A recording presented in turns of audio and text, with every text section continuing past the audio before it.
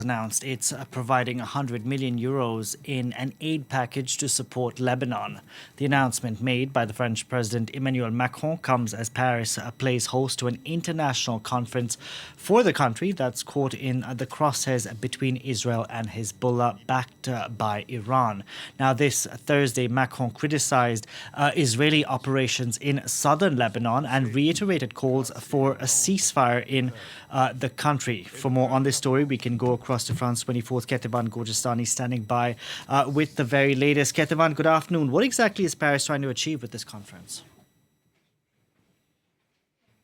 Well, there are three main goals, according to the French presidency. The first one, of course, that humanitarian aid, the raising of those funds.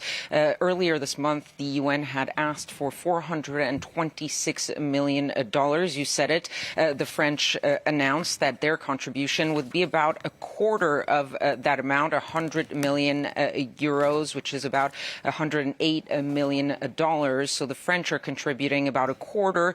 We also saw that Germany and Italy both have already announced some of their contributions. The Germans about 60 million, the Italians about 10 million, and the hope is to at least reach that amount of 426 million, but of course to possibly surpass that amount. That is the focus on humanitarian aid. It's also the most concrete and most achievable of the goals. The second main goal is to support the sovereignty of Lebanon, and that goes through two things, according to the French presidency.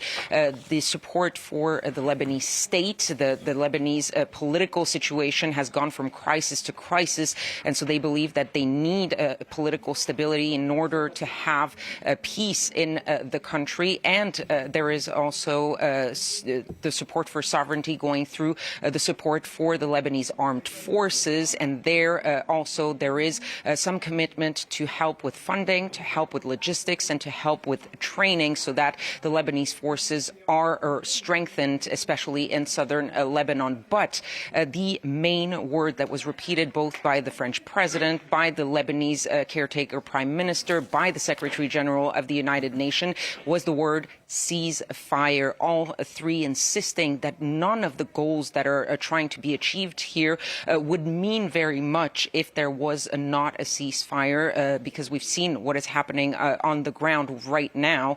It doesn't look like that ceasefire is anywhere soon in the near future, but their focus is to continue pushing. And the Lebanese Prime Minister finishing his opening remarks by asking that international community to put pressure on both parties at war, the Israelis and Hezbollah, to try to pressure them into agreeing to that ceasefire.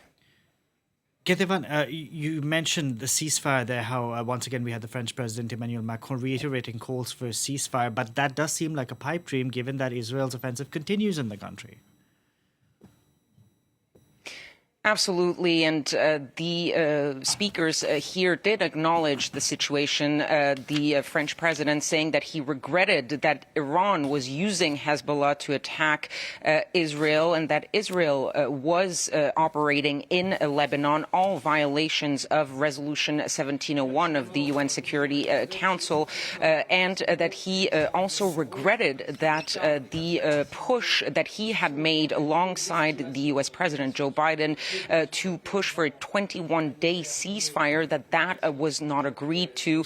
So they acknowledge that it's going to be complicated simply because the two sides don't give any signs that they are willing to compromise when it comes to that ceasefire. Yes, Hezbollah is weakened, but they are continuing to strike Israel. And the Israeli government, especially the Prime Minister Benjamin Netanyahu, has given no signs that he's willing to stop his operations there. Yesterday on French TV, he said that this was a war of civilizations and that the terrorists would, after Israel, go to Europe.